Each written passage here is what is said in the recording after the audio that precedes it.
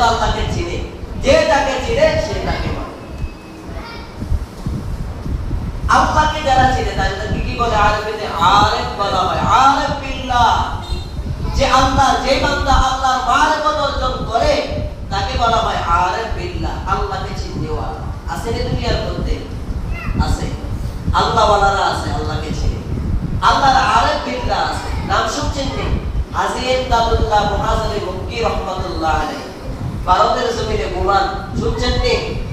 সমস্ত আকাবির আশরাফ আলী থানভী, বড় বড় আইম্মা মুস্তাহিদদের যিনি পীর সাহেব, শায়েখ ও মুর্শিদ, তিনি হলেন হাজী ইমদাদুল্লাহ মুহাজির মক্কি রাহমাতুল্লাহ। আল্লাহর আরিফ ছিলেন, আল্লাহর আরিফ। হযরতের প্রথম শায়েখ মারা গেছে, হাজী সাহেবের নাম মাওলানা নাসিরউদ্দিন রাহমাতুল্লাহি আলাইহি। আল্লাহর কাছে কান্নাকাটি করে হাত তুলে বলে, মালিক ও আল্লাহ, মুরব্বি মারা গেছে, মুরব্বি হারায় গেছে, কার কাছে এখন সোহবত নিব? হাজী সাহেব আল্লাহর কাছে কাঁদতে, রাত্রে ঘুমায়। রাত্রিতে আল্লাহ তাআলা ইলহাম করে দিলেন, কাশফ করে দিলেন, এর বান্দা ওই জানজা নামক এলাকার মধ্যে আমার একজন আলেম, আমার একজন ওলি আছে, তার কাছে চলে যাও, তার কাছে বায়াত হও, সুহবত নাও।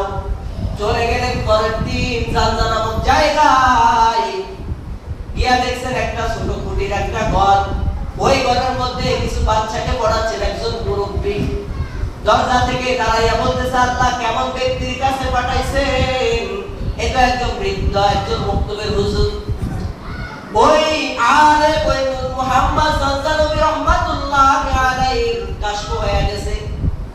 ইমদাদুল্লাহ হাজী যে কথা বলতেছে, তখন তার অন্তরে আল্লাহ ইলহাম করে দিলেন। ভিতর থেকে ডাক দিয়া বলে, রে হাজী সাহেব, ইমদাদুল্লাহ আসো, এদিকে কি ভাবতেছ? মুক্তবের হুজুর মনে করে ছোট মনে করিও না, কারণ আমি আল্লাহ তাআলার একজন আরিফ। হযরতের কাছে ইমদাদুল্লাহ হাজী মুহাম্মদ মক্কি রাহমাতুল্লাহ আলাইহি কিছুদিন থাকার পরে নূর মুহাম্মদ বলতেছেন, দেশে যাও, দেশে গিয়ে সেখানে পড়ালেখা শেষ করে আবার আসবা। ওই হাজী সাহেব রাহমাতুল্লাহ আলাইহি এলাকার মধ্যে এসে তিনি কিতাবের পৃষ্ঠা উল্টান, দেখেন যে কালো কোনো অক্ষর নাই, কিতাবের মধ্যে কোনো অক্ষর নাই, সব সাদা।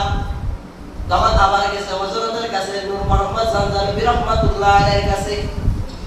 যাওয়ার পরে বলতেছে, হযরত কিতাব খুলে কিতাবের পাতার মধ্যে অক্ষর নাই, কি করার?